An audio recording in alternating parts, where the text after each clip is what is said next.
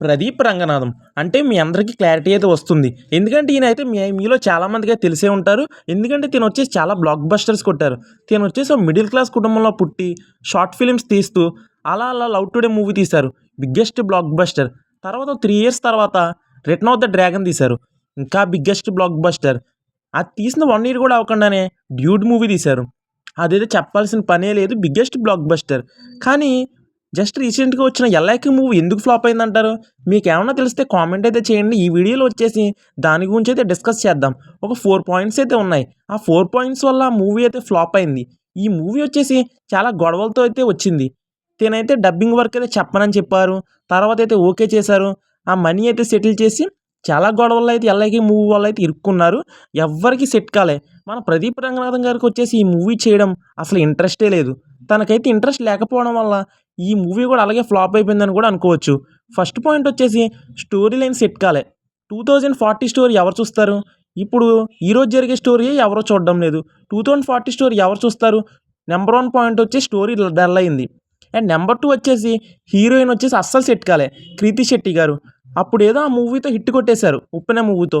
తర్వాత అన్నీ ఫ్లాప్సే. హీరోయిన్ అయితే ఎక్కలేదు. అండ్ థర్డ్ పాయింట్ వచ్చేసి ప్రదీప్ రంగనాథన్ గారు కూడా ఈ మూవీలో వచ్చేసి బాగా డల్ అయ్యారని చెప్పాలి. అండ్ ఫోర్త్ పాయింట్ వచ్చేసి పోస్ట్ ప్రొడక్షన్ వర్క్ అయితే అస్సలు సెట్ కాలే.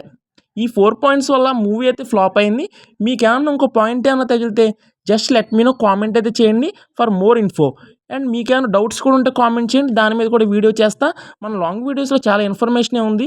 ఒకసారి అయితే అన్నీ అయితే వాచ్ చేయడానికి అయితే ట్రై చేయండి. నేను దేవరా మూవీ టీవీలో ఎందుకు రావడం లేదని కూడా వీడియో కూడా చేశాను. అది కింద అయితే లింక్ అయితే పెడతా. ఆ వీడియో కూడా అయితే వాచ్ చేయండి. ఈ రీజన్స్ వల్ల 'ఎల్ఐకి' మూవీ అయితే ఫ్లాప్ అయింది. మరి నెక్స్ట్ ఏ మూవీ ప్లాన్ చేస్తారో మనకైతే తెలీదు. నాకేమన్నా తెలిస్తే మీకైతే అప్డేట్ చేస్తా. 'ఎల్ఐకి' మూవీ వచ్చేసి అందుకు ఫ్లాప్ అయింది. లవ్ ఇన్సూరెన్స్ కంపెనీ అంటే ఎల్ఐసి అని పెట్టాలి కదా. కానీ 'ఎల్ఐకి' అని ఎందుకు పెట్టారంటే ఎల్ఐసి వాళ్ళనైతే కాంటాక్ట్ అయ్యారంట. మీది వాడుకుంటామని. వాళ్ళు వచ్చేసి 200 crores అయితే అడిగారంట. దానివల్ల వచ్చేసి 'ఎల్ఐకే' అని అయితే ఫిక్స్ చేశారు. 'ఎల్ఐసి' అని అయితే ఫిక్స్ చేయకుండా ఈ వీడియోలో ఈ డౌట్ కూడా అయితే క్లియర్ చేశా. ఇంకేమన్నా డౌట్స్ ఉంటే కామెంట్ అయితే చేయండి. నేను వెంటనే అయితే వీడియో అయితే చేయడానికి అయితే ట్రై చేస్తాను. రోజుకో లాంగ్ వీడియో అయితే అప్లోడ్ చేస్తున్నాను.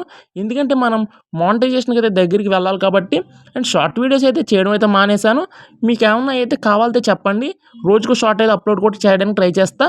Let me know, just comment and subscribe and share.